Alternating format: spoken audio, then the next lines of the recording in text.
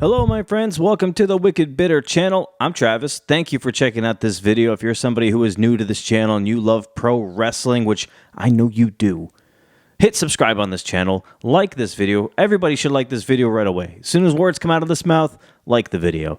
Trust me, it does good for me. It does good for this channel. It does good for all of us here at Wicked Bitter. It helps reach people who are not subscribed to this channel, and we want more people to show up and subscribe to this channel because why not? This has got to be the best place and the biggest place to be if you're a pro wrestling fan. So come one, come all, everybody come on in, hit subscribe, join all of us here at Wicked Bitter, and let's talk about some wrestling. Monday Night Raw starts off with Randy Orton coming out. I mean, good God, that guy is jacked. Randy Orton is huge. Dude's almost 50, and he looks way better at 50 than I have ever looked at any point in my entire life. I mean, that is jealousy to a T I'm feeling. You know what I mean? Like, good Lord, Randy looks amazing. So Randy starts off the show, gets in there, cuts a promo, says that, this was only supposed to be about the championship. That's what it was supposed to be, but Gunther made it personal.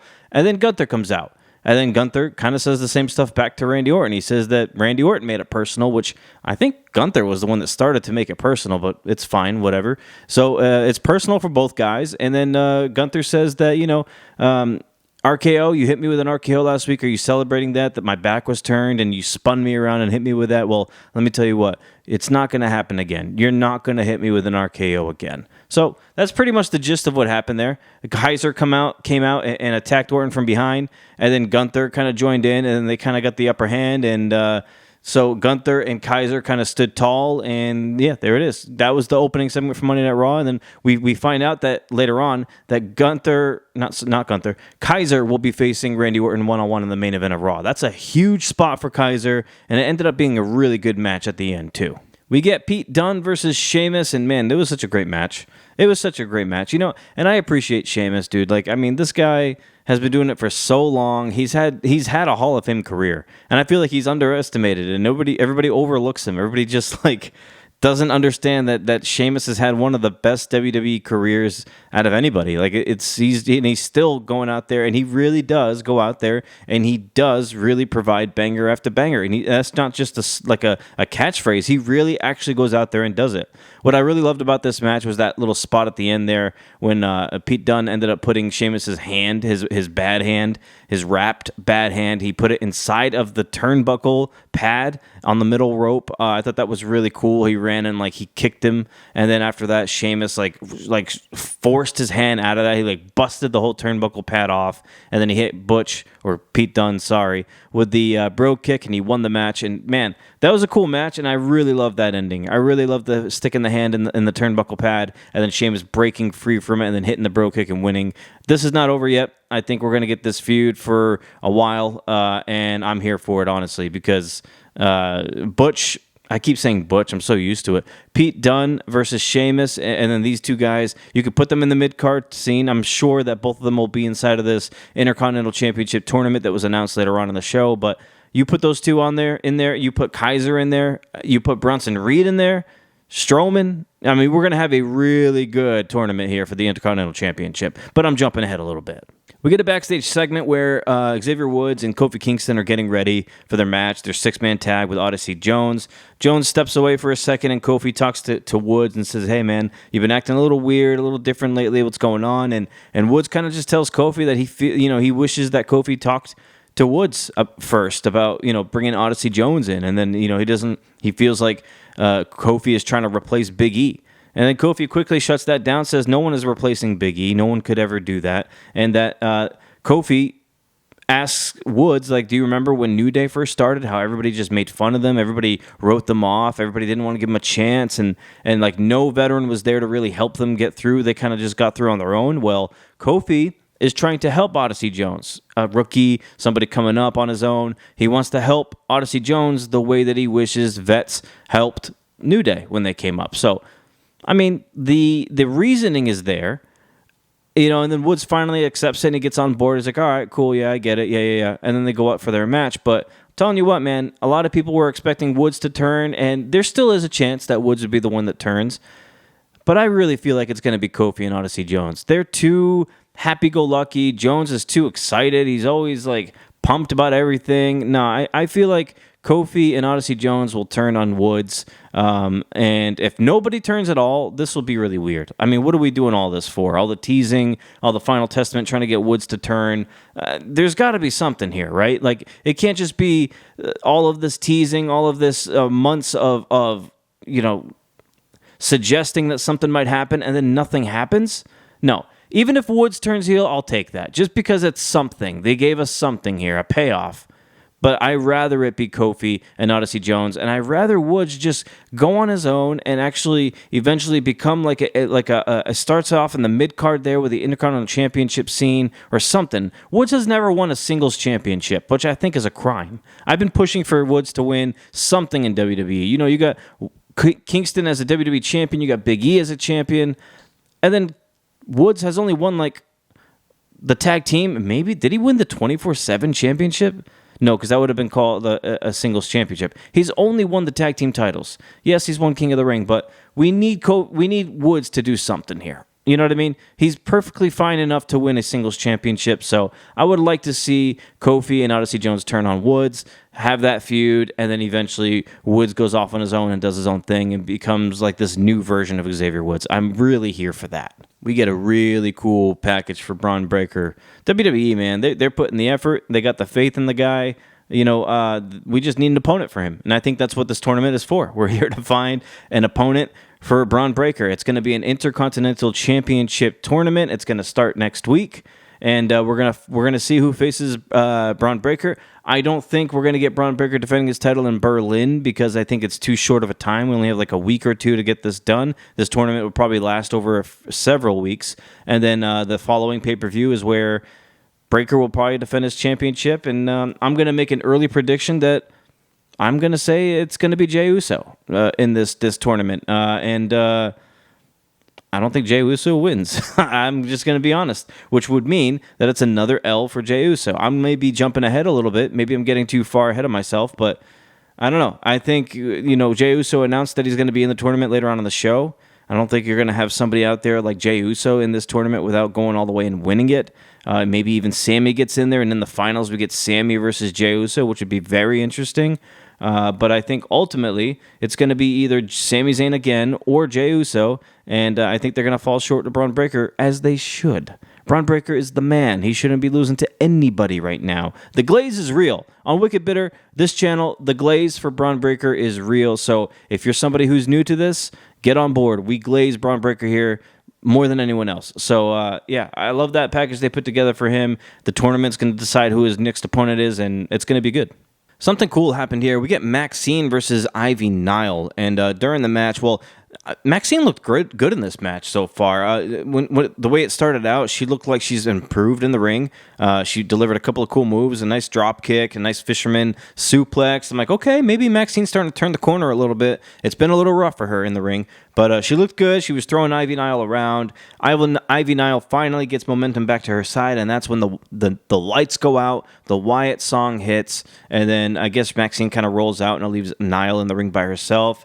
But Abby, or Nikki Cross, appears in the ring, and then American Maid comes out to kind of back up Ivy Nile, make sure she's all good, and then that's where the rest of the Wyatt Six show up, and then Nikki Cross goes after and attacks Nile, and I thought it was very interesting that Michael Cole actually called her Nikki Cross, and not like Abby the Witch or Abigail, the way he's been referring to her up until now. He finally says Nikki Cross, which I thought was kind of cool. The Wyatt Six attack American Maid, leave them flat on their backs, and that's the way this segment ends. It's the Wyatt Six standing tall, or kneeling tall, I guess.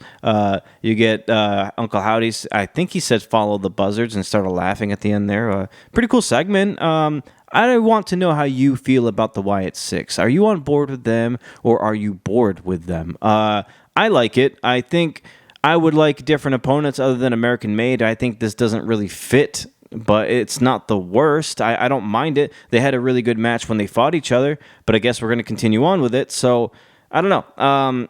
I'm cool with the Wyatt Six. I never said that they needed to be immediately in the main event. I don't think they should be. I don't think they should be really winning titles right now. I think they should just push agendas and go after specific people. I think that'd be cool. It looks like that what they're trying to do right now is that, and they're starting with American Made, but maybe it leads to other people after that. But I just hope this doesn't become stale and boring. I'm not saying it is. I'm not saying it's going to, but I think if WWE does anything repetitive for any amount of time, it's going to get a little like, okay, what else do we got here kind of thing. And I just hope that doesn't happen to the Wyatts, because I truly do like everything about the Wyatt Six right now. CM Punk's in the building in Florida. He comes out and he announces, he pretty much cuts a promo, talks about fans and how he appreciates everybody and everything that happened at Fanatics Fest, all that kind of stuff. But the gist, the meat and potatoes of everything, he gets down to it and he says his announcement is that he's got a strap match in Berlin against Drew McIntyre. Drew McIntyre comes out. He asks CM Punk, have you started drinking? Have you looked at me? He accepts it. And then eventually Punk asks, hey, you know what? I'll give you this strap. He wants to hand him over the strap that Punk has, the leather strap, for the bracelet. And Drew McIntyre looks like he's about to do it. And then he says, no, I'm not going to do that. You're a liar. I know that you're going to be a hypocrite. As soon as I give you this bracelet, you're going to start whipping me with that strap. So no, it's not going to happen. So that was basically the promo between the two.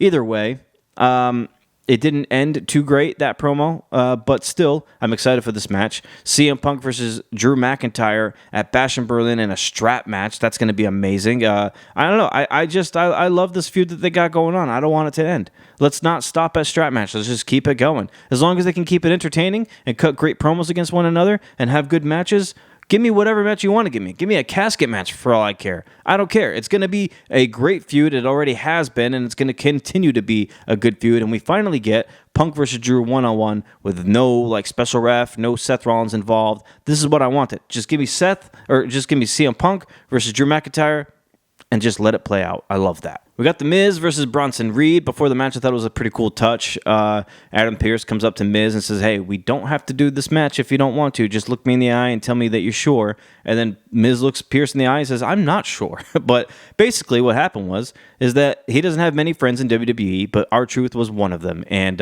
Miz says for whatever friend he does have with anybody, anytime they get hurt or whatever, he stands up for them, he fights for them. So that's what he's going to do. He says he doesn't know if he should do this match, but he has to do this match. So he gets in there, he faces Bronson Reed. It's a great match. I really did enjoy this match. Miz looked great, got a good pop from the crowd. And then Bronson Reed looked like a monster again, and I love that. This is what I've been wanting. Push Bronson Reed. Make him look like an indestructible force, and they're doing that. I love it. Bronson Reed wins the match. He goes up to hit a tsunami on The Miz after the match. When Braun Strowman's song hits, Braun comes out. These two kind of stare each other down from outside the ring.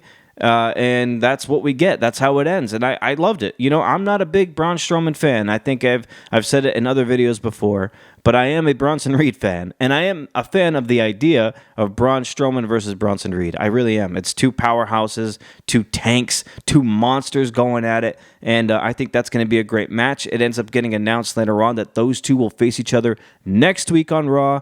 That should be a great match. I don't know how it ends. I feel like it's not going to end with one beating the other. I think they're going to play this out and drag it out. I think it's a DQ, something. Ring is going to break, something's going to happen. I'm calling that right now. The ring will break between these two. If they main event, which I don't think they are. So never mind. If they main event, that ring's breaking. If they don't main event, I think it happens like a DQ or something, double DQ, double count out, something like that. And then they just drag it on and then they face each other later on in another show. But very excited for this match. It's very cool. I'm happy with it. Two powerhouses going at it. That's going to be a great match. Damian Priest versus Dominic Mysterio is up next, and I thought we were actually going to get this match, but nope. As soon as Priest comes out, the rest of Judgment Day try to attack him during his entrance, but Priest fights them all off, gets in the ring. Dom turns around, Rhea Ripley's there. She's going to go put him through a table, but Liv Morgan makes a save by smacking Rhea in the back with a chair. And then, finally, we get what I've been wanting to happen. The Judgment Day finally look like a threat against Rhea Ripley and Damian Priest. Now, I understand it's a numbers game. There's 4-on-2. I get it. 5-on-2, whatever it is. I understand that. But still, up until now, whether it is 5-on-2, 4-on-2, whatever it is, Priest and Rhea have been cleaning house. They've been killing these people. So I'm glad to see that the Judgment Day is finally doing something. They end up beating down Rhea, beating down Priest, and they stand tall at the end of the beatdown, which is good. You needed Balor to look good. You needed Dom to look serious. You needed Liv to look serious going into the 2-on-2 mixed tag match in Berlin. And they looked great. They looked fine. And I have a feeling that they're going to win. I have a feeling that Rhea and Priest are going to lose the mixed tag match because of outside interference. But I'm just tired of I don't want the Judgment Day to look like chumps. That basically is what it comes down to. I want them to look serious. I don't want them to look like just a group that people throw around and beat up on and whatever. No, I want I want Balor to come back being the Balor that I loved and missed, even bring back the Demon. But they looked good for once, and I'm happy about that. Quick little thing here. Dawn and Fire win their Tag Team Triple Threat Championship match against the Pure Fusion Collective. I still don't like that name. And Damage Control. They win that match, and they're going to move on. And you know what? Jade and Bianca are coming for that ass. They're going to beat them for those tag team championships soon enough, whether it be on SmackDown or on a PLE.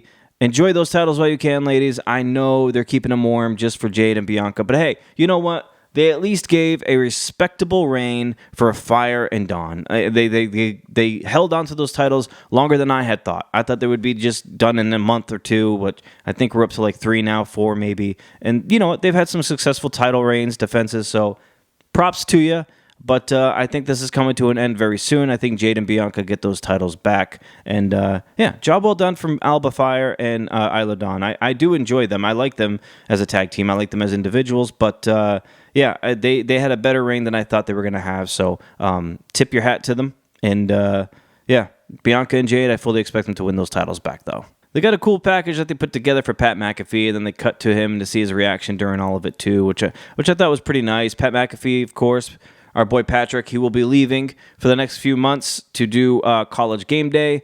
I don't know who they replace him with. I think they hired some dude from ESPN a few months ago. Forgot his name by now, but I think we're going to see maybe Cole go back to SmackDown. And you're going to have Cole with, I'm going to guess, Wade Barrett, and then on Raw you're going to have Corey Graves, and the new guy that they bring in is what I'm assuming is going to happen. But Pat McAfee, say what you will about him, I'm sure some of you don't really care for him. I really do like Pat. I think he's been phenomenal on commentary, and yeah, I can't wait to have him back. He brings an energy and an excitement that most announcers don't. He's like a modern day Jerry the Lawler, Jerry the King Lawler.